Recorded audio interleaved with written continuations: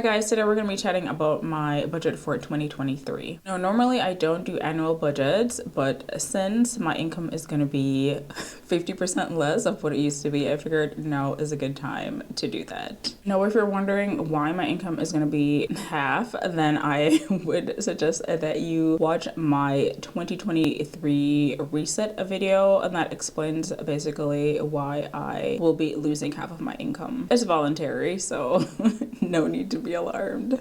As you guys can see, I have my budget divided into these subcategories here, and these are basically based on 2022's spending, what I normally spend money on. Some of these are condensed just to make this easier, but this is basically how everything normally looks. So to start, I have to pay an association fee that's for where I live, and that works out to be $3,000 a year. Normally it's $250 per month, but I normally just pay it annually because the check historically has gotten lost when I paid it monthly, so it's just easier to pay it once a year. Property taxes are $1,400, and I believe that's a relatively low for America, but that's based on the state that I live. It's a low cost of living state, and then additionally my house is rather small by most standards. It's big enough for me, but it's small, so that also plays a factor into that. So it's relatively inexpensive. Now, in terms of home insurance, that's also not bad. So $346 for the year, and then I'm budgeting $500 for homeware, and that's just basically anything that I need for my house. Most of that is spent on candles.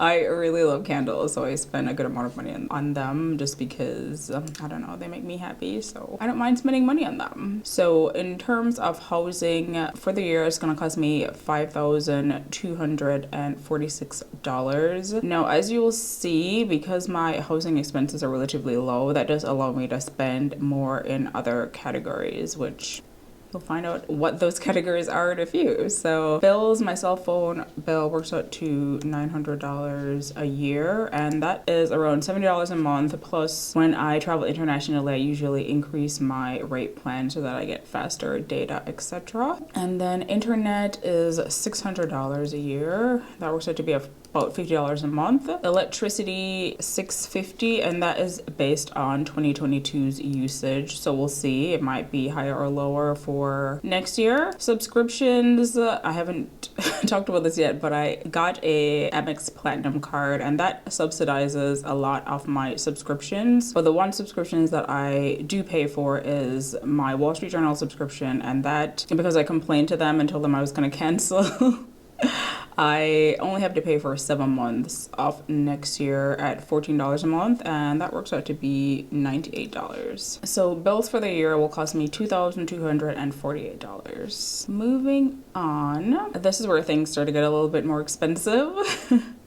So my car loan works out to be $19,800 for the year. If you want a detailed breakdown of why my car loan is this much, then I will link the video. But basically, I have a shorter term loan, so my car will be paid off in 2024 because of that, which is very nice. Auto insurance is $1,844 for the year, but normally it's paid biannually, so twice a year. Gas for my car, this is based on 2020 usage, that was $1,500. And then maintenance for my car, this I'm not 100% sure of. My car is new, so the first 2 maintenance checks from Lexus were free, so I have one free one this year, and then the second one I'll have to pay for because I already used the first one in 2022, and then I have a free one in 2023, and then the third one I have to pay for, and I don't know how much it costs. If anyone knows how much it costs to get your car serviced at Lexus, let me know, but we'll just budget $100. And car wash, I have unlimited car washes at $17 a month, and I do that in the winter, so we have 3 more months of winter in theory. So after that, I'll go back to my $2 car washes, which are hand wash. So that works out to be around $75 for the year. Parking, I spent $30 on parking in 2022. I don't know what that's going to be in 2023, but we'll just put that there. And then groceries cost me $3,800 this year, and we're gonna try to keep it the same for next year. Restaurants also $1,000 this year, and coffee shops $200. Personal care $1,000. If you've seen my most recent video on how my spending went for 2022, then you'll know that I spent way more than this, and that's not gonna be in the plan for for 2023 because my income is going to be less, and basically I just want to like decrease my spending and consumption as well, just because I want to focus on like other things. Like I want 2023 to be about experiences and not so much things, so we're cutting it back to $1,000. Now entertainment, I spent $535 this year, so we're thinking about the same for 2023. And then shopping, that was also another category that I spent a ton in, but there's not much that I need per se, so I don't think I should be doing a lot of shopping. I did a no buy for 2022 of certain categories, and I still don't really have a deep desire to keep on spending in those categories, so that should also help. So we're gonna budget $1,000. Now the total for living is $7,535, and I forgot to mention, but you can already see that the total for my car is $23,349. Now this is probably an amount that would be the same if you had a house or were paying rent or something like that, then this would be what it would be. So that is why, because my housing is so low, then I can afford to spend this amount of money on a car. As I always say, it's give and take in terms of finances. If you are a I don't know, not a wealthy person, if you're not a millionaire, then it's always a give and take. You have to decide what you want to allocate your money to or how you can cut back. Now, moving on to health and wellness. So medical, I'm not anticipating, knock on wood, any medical issues, but in terms of copay, if I need to go to the doctor for any reason, I'm gonna budget $100. Supplements, I spend a good amount of money on that, but it's worthwhile to me because I notice the difference when I don't take them. And wellness, this includes things like massages. I normally I've started to do Pilates, but I'm not sure that I'm gonna extend that beyond the winter, because in the spring and summer I like to go outdoors and walk and stuff, so Pilates was my way to like get out of the house in the winter, and probably won't need it for the summer. So we're gonna budget $600 for wellness. So health and wellness is gonna be $1,100. Moving on to content creation, so basically what I'm doing right now.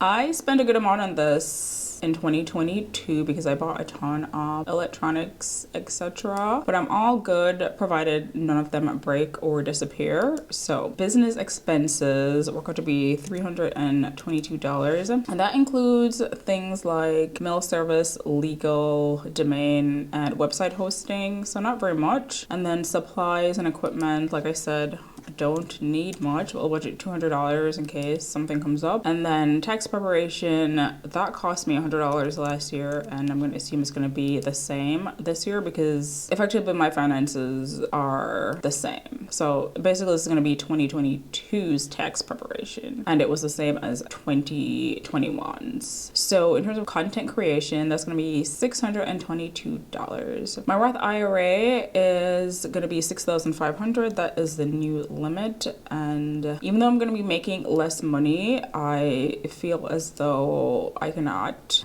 not contribute to my Roth IRA, because in a way it's kind of a use it or lose it type of an account. So if you don't contribute, you cannot necessarily make it up in the future, unless of course you somehow come into extra money in the future, then you can do a catch-up contribution. But since I know I'm making money now, I'm still going to contribute to the Roth. So $6,500. And as you'll see here, we're going to talk about in a few, my investing, which I have been investing very vigorously for the last several years. I have chatted about this before. My goal is to become financially independent, and my hope is that that is going to happen in 2023. So my investing has scaled back because of that. Effectively, I have enough individual stocks or shares. I have enough shares that are worth if the market wasn't down 19%, they would be worth the amount that I need them to be financially independent. So effectively, if the market goes up, then I should be financially independent. If the market goes lower than it already has, then I will not. And that's okay. I'm just gonna leave it up to the universe because I have no intention of working full-time anymore. So that's where we're at. Now, in terms of financial, these are my travel credit cards. So these are the fees. So the Sapphire Reserve is $550 a year. And then the Amex Platinum, which I recently got, the fee for it, I believe, is going to come out in January. So it should be $695, which is quite steep, but I'm going to change the font here because clearly I didn't fix that when I made the sheet. So let's do that. Okay, now we're back in business. So in terms of all the fees that I have to pay for my credit cards, it's going to be $1,245. Now, the Sapphire Reserve is definitely worth the fee. Effectively, it's $250 because you get $300 back in credit. The Amex Platinum, you can get the $695 back in terms of benefits, but it's a little bit harder, and I don't know if after I get my bonus that it will be worthwhile. So this might just be it. Like, I might not renew my American Express after the year is over. So we'll see. Now, I want to bring your attention up here to what my budget will be for 2023 before we get into the nice to haves, because the nice to haves are effectively that nice to have, not necessarily necessary or going to happen, but more than likely going to happen if I get extra income for sure. So prior to adding the rest of that, I should be spending $47,845 for existing and doing the things that I like to do. So that's a pretty decent amount, I feel like, for the year. It's pretty conservative, which I like. You don't want to go overboard with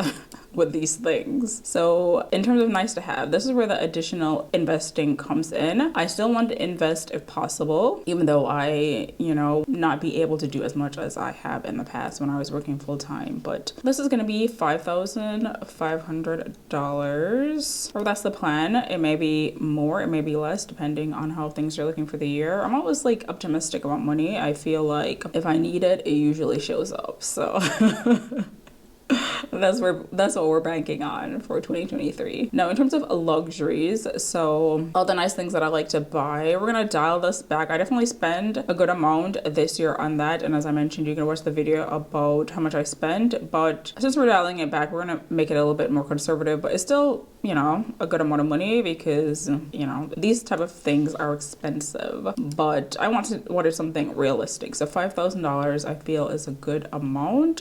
Travel, this isn't a nice to have, but it's basically definitely gonna happen. Like, I would forego those other things in order to travel, because that is the whole point of working less, is so that I have more free time to do things that I enjoy. So for travel, we're gonna budget $8,000 for the year. So for nice to haves, that's $18,500, and then in total for the year, if all goes as planned, it should be around $66,345. So guys, that's gonna be it for my 2023 budget. Let me know if you guys have also done something similar. I'm not sure how popular like yearly budgets are, but they are kind of handy in terms of estimating how your spending is going to be. Personally, I historically have liked to track how much I spent in the year. I find that that's also valuable as well, but it's probably a good idea to do it in the beginning and at the end as well. So yeah, guys, that's going to be it. I will see you guys in the next video.